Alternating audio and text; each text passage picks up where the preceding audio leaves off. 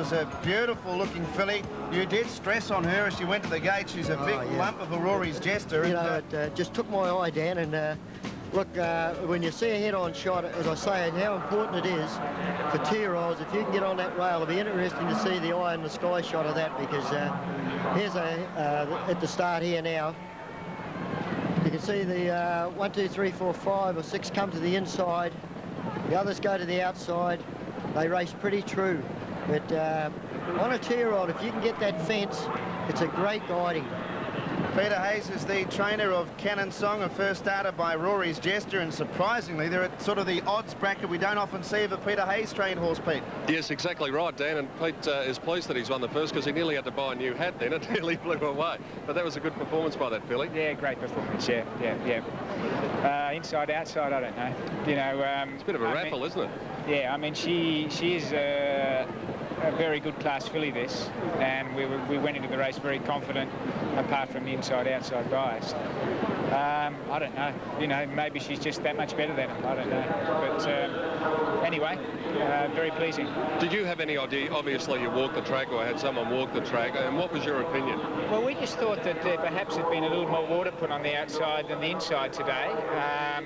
But it's a very subjective thing. I mean, the pantrometer was reading exactly the same, but we just felt that we couldn't get across there from barrier 4, so we just had to take the odds on the inside. Will you keep her in or tip her out and look for the bigger races in the autumn? I think we'll run her once more and then put her aside for the autumn. Well done, Pete. Thank you. Peter Hayes, the winning trainer in the first. Now, the good news is Brett Preble is okay after that incident at the starter board. It's a giggle. And speaking of being okay, so is Rodney Griffiths, because he's won the first and he's out there with Johnny Letts. Hey, Pete, I was just talking to Rodney and I said, how good is this filly? She's very smart, John. She jumped well and just travelled nicely the whole way. And Rod, where were you in comparison to the outside horses? You always led them, did you? Yeah, we were always in front.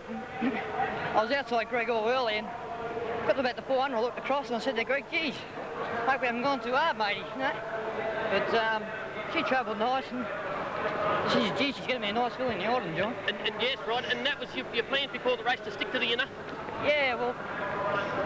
They had water to the outside, hadn't they? That's correct, yeah, so maybe it evens the track up a bit now. I've got to agree with you. Just being alongside her, she looks a magnificent filly, and in the autumn, gee, you've got a good ride ahead of you. Oh, she's a nice horse, yeah. So, yeah, good luck, Roddy. If she can get a bit of ground, you know, she'll be a bit better. Be anything. Yeah. Good luck, Roddy. Rod Griffiths talking there with John Letts, and she is an impressive filly, Cannon Song, and that proves one thing for the rest of the day. If you've got horses drawn on the inside, don't worry too much about it, because certainly the track has evened up from the first couple of days. So it's 5, Cannon Song, Rodney Griffiths for Peter Hayes here in the first event. Second placing to number 10, Godswaki. Got a fair way back and flashed home, ran on very well, and a win's not far away from her, and she was ridden by Eddie Wilkinson. And third was number 2, and that was Won't Tell, ridden by Greg Hall, repeating the news that Brett Preble is okay after that mishap at the start. And there was a dead heat for fourth in that between Albury number 4 and number 19. And that was Western Reality. The winner returning to scale now. We'll be back to check out the tote dividends and the all-important correct weight signal, or otherwise after the first in a moment.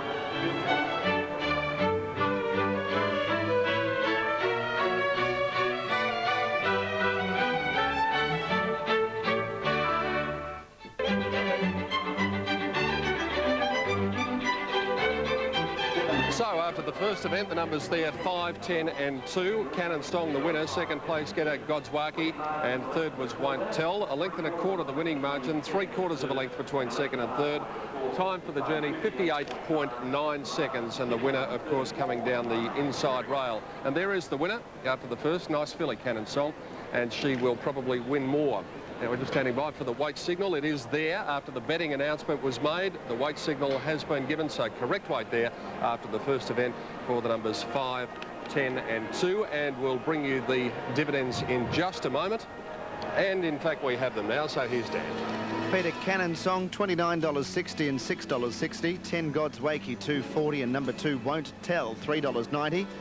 The Quinella, 145 even. The trifecta, 3,438.50. And of course, the running double not applicable being on the first. 5, 10 and 2 of the numbers. Cannon Song was the winner. I did call it Chorus Song throughout. I think I was trying too hard to determine which side of the track was in front, but It's still pretty even though, Pete. I don't know if you'd say the inside was favoured by that much. Either that or the inside horse is a pretty smart customer. I think the category of both may be applicable there. Yeah, that's exactly right, Dan, and the important thing to note is that the inside now is in the running, whereas on Saturday it wasn't. It was getting closer on Tuesday, and now they are definitely in the running here. So if you've got horses drawn over near the inside, don't worry too much about it. They're certainly worth considering in later races. OK, the presentation is ready now, so let's cross for the first time this afternoon to our Master of Ceremonies in Rob Gaylard. Ladies and gentlemen, presentation's time for the first here on Oaks Day. The Neat and Trim Uniform Stakes, representing the VRC committee. This is P.A. Churnside. Representing the company, of course, Neat and Trim Uniforms. Mike, I introduce to you the gentleman, of course, there who is the chairman of Neat and Trim Uniforms, Mr. Kurt Stern, to begin our presentations.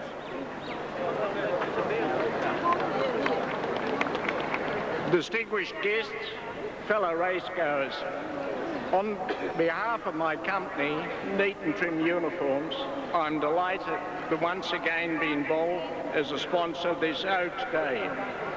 For those of you here today who don't yet know us, Neat and Trim is Australia's leading supplier of corporate wardrobes. In fact, Neat and Trim is proud to supply uniforms and corporate clothing to many of the corporations represented here today. We're also proud to be associated with the VRC as a sponsor, and I congratulate them on a magnificent spring carnival.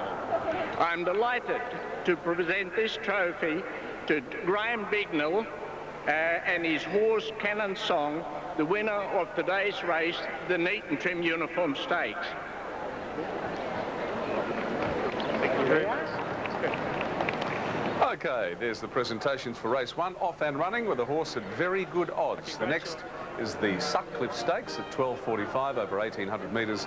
And of course, the VRC Oaks is at 2:45 this afternoon, and make sure you're with us for that. A short break.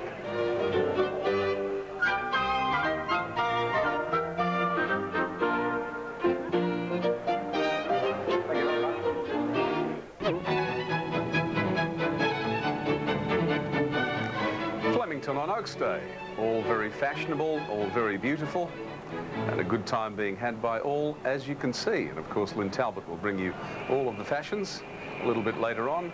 It's really a very happy party atmosphere here today. If you're in Melbourne and thinking about coming down, why don't you do just that and join us on what is a magnificent day? Well, with their initial thoughts on race 2 on the card this afternoon, here again's Peter and Jennifer. Tim, I've got a bit of riding information to impart here. Number 1, Flak Jacket, will be ridden by Simon Marshall. Now, Brent Stanley, Jen, is replacing Brett Preble on number 7, Sir Donald here. Brett was involved in that incident at the start. Now, the original word was that he was okay, but I think they've taken him to hospital from what we can gather, just precautionary and maybe a couple of x-rays. And number 12, Roman Estate, the rider is RS Dye. So Simon Marshall on 1, Brent Stanley on 7, RS Dye on 12. What's Jenny Chapman on? Well, none of those. I'm going for number 2 here, Rustic Dream. I think this horse has got a pretty good chance. You go on his last run. Well, he was outclassed in the Amy Bars at Moonee Valley, and I do think that he can go very close here, back against his own age group.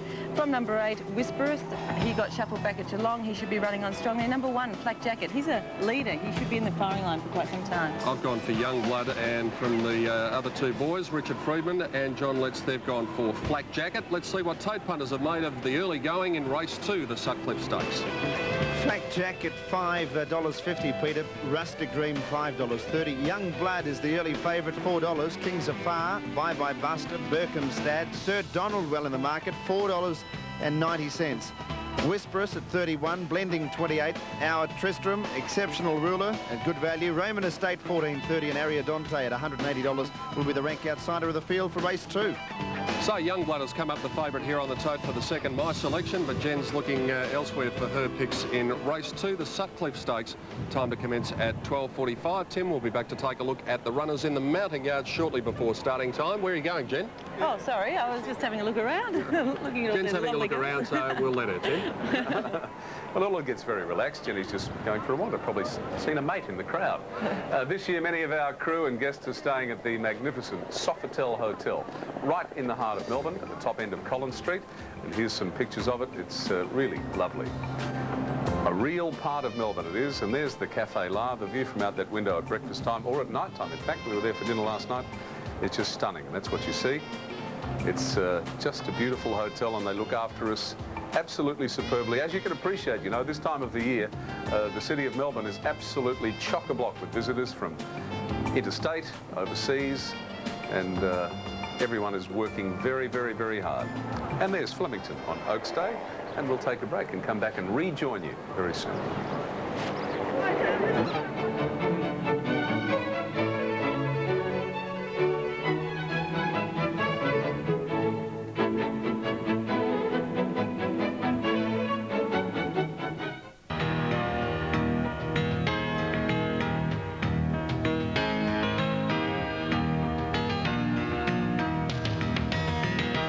It's what Flemington used to look like, those pictures from way, way back in the archives. This is what it looks like today. Look at that, a rose garden full of ladies. Smile and say hello to the folks at home, ladies. They were a lot more boisterous than that a minute ago. Ladies' Day, of course, Oaks Day. Here at Flemington, Lynn Talbot, we've seen Andrew Peacock on Derby Day speaking to Sandra Sully, and as all Victorians know, they're a great racing family. For the rest of Australia, you may not know that. And here's Andrew's daughter, Anne, with Lynn Talbot. Indeed. Now, look, we can hardly hear you because it is so noisy here. It's fantastic. This is unprecedented. We actually have lingerie on display at the VRC's Flemington. And isn't it wonderful that we've been so daring? I tell you what, it's a total change, isn't it? I think actually this is the first time it's happened in the world of racing where we've had such a an interesting and different fashion parade for those people here at the races. But it's good fun, and that's what Melbourne Cup is all about. Spring racing is all about a carnival atmosphere, and that's certainly what we've got today. Well, what a treat on Ladies' Day. I mean, we see glamour, we see style, and we can appreciate the hours of preparation that go into the outer wear, which is what we normally see, but until now it's gone very unappreciated and unnoticed, and it's nice to bring innerwear out. And it's very nice to wear something special underneath too. It really does make you feel wonderful for the day. I think that's the way most women feel. If they've got wonderful lingerie or innerwear on, or just very good, it makes them feel special when they're stepping out. It's like getting your hair done or having your nails done. You've got the total outfit. Well, you need to be comfortable when you're out here all day. And I've noticed that on the catwalks around the world, underwear, innerwear, lingerie, whatever you like to call it, is actually featuring as part of the garment. Well, I don't know if the camera can pick up, but the outfits that are being shown on stage now are just sort of little bra body tops. I mean, they've been the fashion for designers to show for a couple of years now. And, you know, they make the little crop tops as part of your fashion statement. So it's been around for a couple of years, and it's certainly looking fantastic. Was it Madonna that brought innerwear out? Lynn, I think it probably was. I mean, we all know that fashion repeats itself over the years, but Madonna really did make a statement, and it was a modernised statement. It's still here now. Terrific. Well, we look forward to seeing a lot more fashion this afternoon. Of course, it'll be outerwear as of this moment. We've had a lot of fun here, though, and it has created a lot of attention. Tim, I bet your eyes are looking at it right now. My eyes have been casting around the racecourse, yes, pretty much all day, Linny, when I come out here. Well, speaking of fashion, let's get you involved at home in our fashion competitions. Very simple, just a phone number. Here's how you do it. You can be a winner in our Oaks Day fashion competition just by calling 0055 606 58 if you know the right answer to this question. Which day of the carnival is considered to be the elegant fashion day for ladies? Is it A, Oaks Day, or B, Melbourne Cup Day? 2 winners will be chosen from callers with the correct answers, and they will each receive a great prize of $1,000 in fashions from Suzanne's. So ring 0055 606 58 and you can call right up until 4 o'clock Eastern Summer Time. Winners will be announced after race 7 today. Yes, and all the best to you. PD, I don't want to be rude to you, but do you think the reason Jenny wanted to bolt just a minute ago is that these ladies out here are having much more fun than she is? Perhaps she's just getting a bit toey, do you think? Oh, look, that's possible, Tim. It's very possible. But Jen, being the professional that she is, Well, I'd say that's a certainty, actually. I don't think so, Pete. I'd rather back a winner, I'd say. Yeah. Well, can you back a winner here for race 2? We're taking a look at the runners now, and Flak Jacket number 1 is trained by Anthony Cummings, so I don't know whether he's got some of the dad's polish on. Simon Marshall is the rider here. He's got plenty of weight with 57, but he can carry weight, as he proved at Caulfield. Sure can, and he's a leader as well. He's got the blinkers off today. Just looking at this horse in the mounting yard, Anthony Cummings has really brought this horse to the track looking in magnificent shape. Simon Marshall to ride here. I think you've got to leave him there with a very strong chance. Number 2 is Rustic Dream. Darren Beedman, the rider here, Jen, coming from the inside gate at the 1800, but it's only a field of 13, so there shouldn't be too much problems for any of these horses getting a position. No, and he's also got the blinkers off here today. I think that'll help settle him a little bit. I do think the horse has got a good chance in this. He can definitely go better than his last run suggests. That was in the bars, a bit outclassed on that occasion, but back to 3-year-olds, he's a good chance. What about number 3, Youngblood? Stephen King is the rider here, trained by Peter Hayes, who won the first race, and I was taken with his run at Caulfield. He was nearly last on the turn and rattled home. Well, he has been slow out on each occasion, so that's been a bit of a problem for Youngblood, but gets him with 51 kilos here. I would expect him to be running on quite strongly. If you can see that on screen, I'm not sure that you can. He has got a little bit of skin disease at the moment. OK, number 4, Kings of Far, Eddie Wilkinson, the rider here, and this horse scored in good fashion at the Bush last start. Well, it was a weak Class 2 race there at Seymour. He's a horse that also gets back in his races. I think this is probably a little bit harder, but the 1800 metres does appear like it will suit him, so I've left him there with some chance. Repeating the riding change aboard number 7, Sir Donald. Brent Stanley is the rider, replacing Brett Preble, who apparently has a bruised chest after that incident at the start, and has only had the 2 starts and a last start winner at Kyneton. Yes, I thought he had every chance at Bendigo on the heavy track there, but then got up and scored in a maiden at Kyneton. I just doubt whether that form will hold up here. When I say that, though, you always have to respect the Bart Cummings stable, so maybe a place chance. Yes, indeed. Number 8, Whisperers, Jason Patton is the rider. Has had 6 starts and 2 runs ago saluted at Werribee. Flew home at Werribee. It was quite an impressive win on that occasion. That was in a Class 1 race. And then at Geelong there were excuses. He got shuffled back towards the rear of the field, and I think you can forgive him for that run. I would expect him to be running on quite strongly in this. His overall form is quite good. Number 9 is Blending, to be ridden by Michael Carson, trained by a fellow called R.G. Chapman. Jen, any relation? Oh, that's my dad. Oh. I'm hoping Blending does go quite okay. Has been quite competitive in the provincial area, but it probably looks a little bit tougher for him here. Stepping up to the 1800 metres, maybe a rough place chance. And the other one is Roman Estate. There's been a riding change here. Shane Dye replacing Greg Hall aboard number 12. Another horse that does like to go forward in his races. I would expect he'll be up there in the firing line for quite some time. Nicely weighted with 51 kilos here. And the only problem with him is in some of his races he has been a little bit weak in the finish, so I'd say a place chance for him. Well, you've managed to find us a couple of trifectas over the carnival. Can you find the one here? Well, this is the way I'm going, Pete. I'm going for number 2, Rustic Dream, to win from number 8, Whisperous, and number 1, Flak Jacket for 3rd. And I've gone for Youngblood, number 3, to win. Now, there's a riding change in the 3rd. Number 16, Shane Dye replacing Brett Preble in race 3. Number 16, Sari Princess. Shane Dye replaces Brett Preble in race number 3. There's the map. As I said, 13 running over 1800.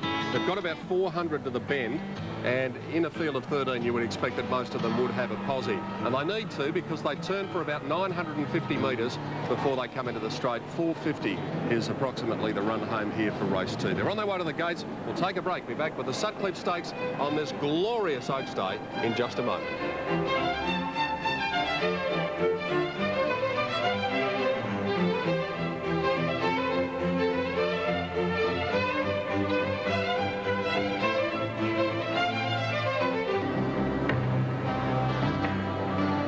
The scene from the Whitman's Lightship above Flemington on this delightful Oaks Day, 1996, 3rd day of the VRC Spring Carnival, and very shortly these candidates will be moving into the stalls for the Sutcliffe Stakes over 1800 metres. They're over by the river, and the girls are here in their finery today. The ladies just loving this day, as too do the boys, and they like it because the girls are here. And Dan likes it because he's got the tote figures on race 2. Yeah, thank you very much, Pete.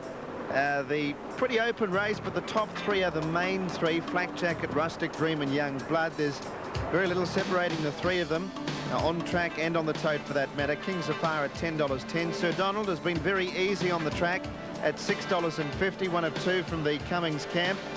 Anthony training number 1, Bart training number 7. Whisperous at $29. I know there's support for it on track at very big odds in. $14 for number 12, Roman Estate, with Shane Dye in the saddle. Brent Stanley riding number 7, Sir Donald. The Oaks is race 5 today. Crown Oaks, the feature event on the 3rd day of the VRC Melbourne Cup Carnival. Crown Oaks is a Group 1 race at 2:45, and Dashing Eagle is the favourite. If Bart Cummings and Darren Beatman do it again, well, most people at this stage think they can.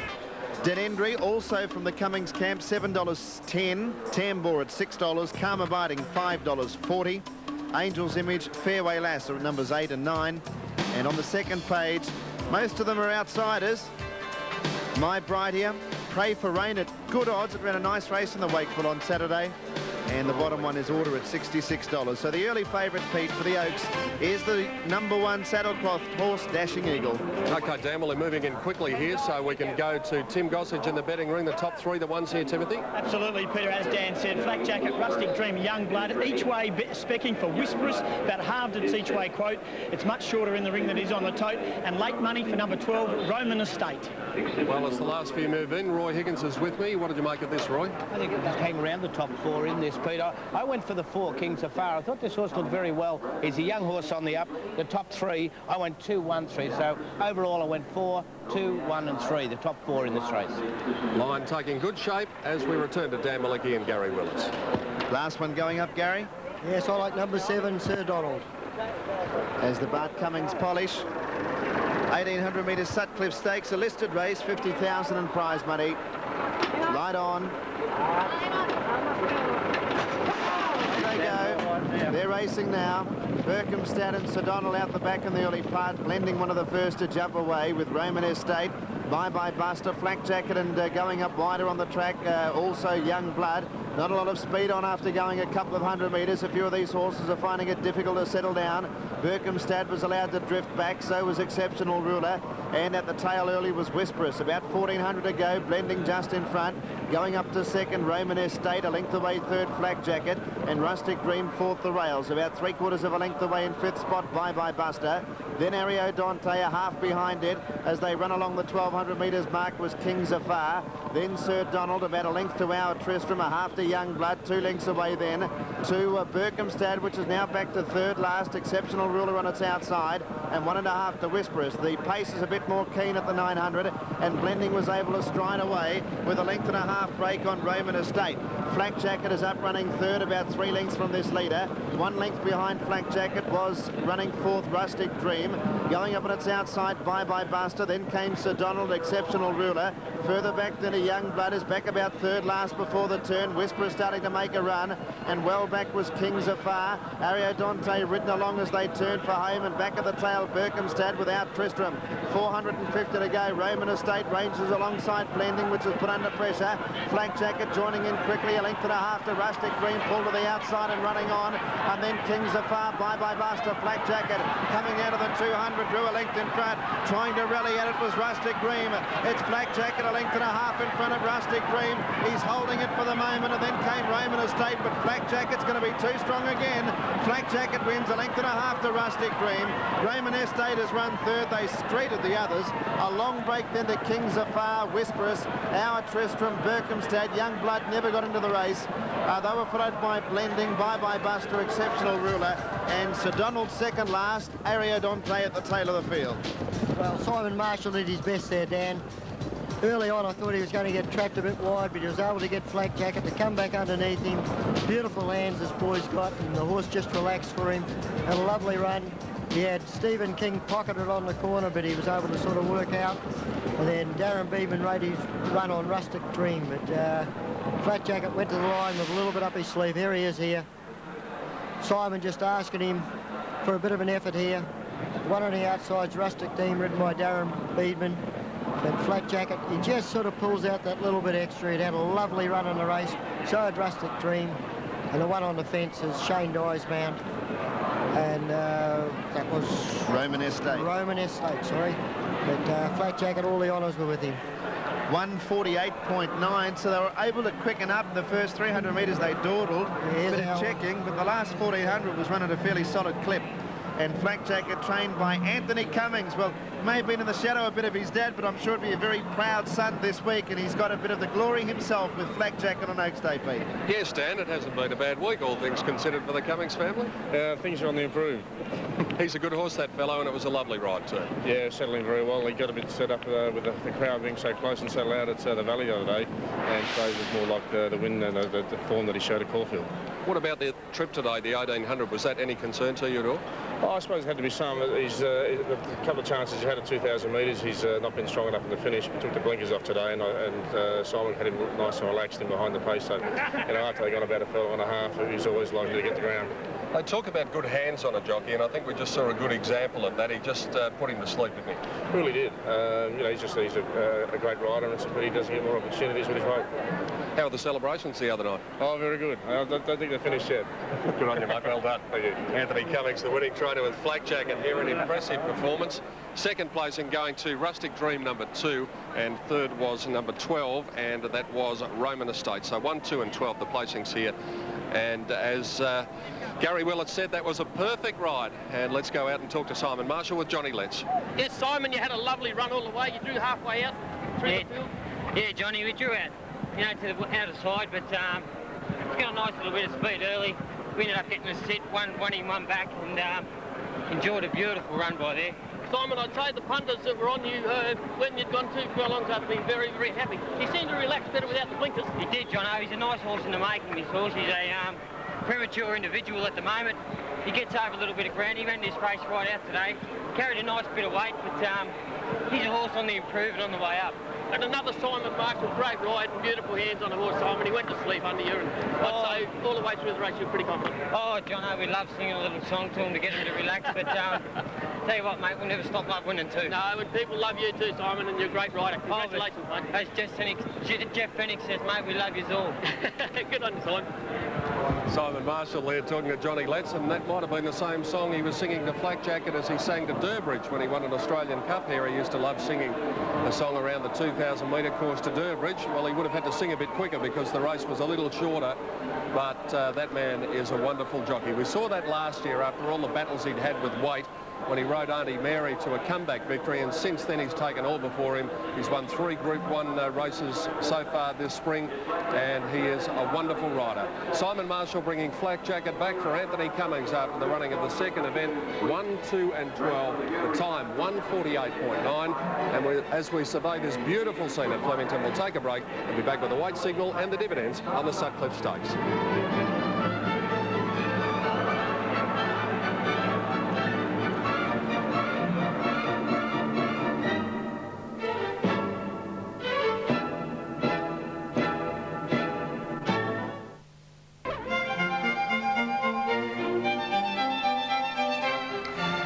To Flemington. The word for the car park, as usual, is chockers, with partygoers and champagne and baskets. And look at that for chockers. Yes, so far well over 150,000 people have come to the Spring Carnival, and we hope to get it over the 200,000. I imagine Mr. Burke and Mr. Beattie would be well pleased so far, but what we're after here is correct weight from Mr. Gleeson. Correct weight? It is forthcoming. Correct weight on the second. And there's some of the younger ladies with the binocs checking out the scene. Hello, sweetie.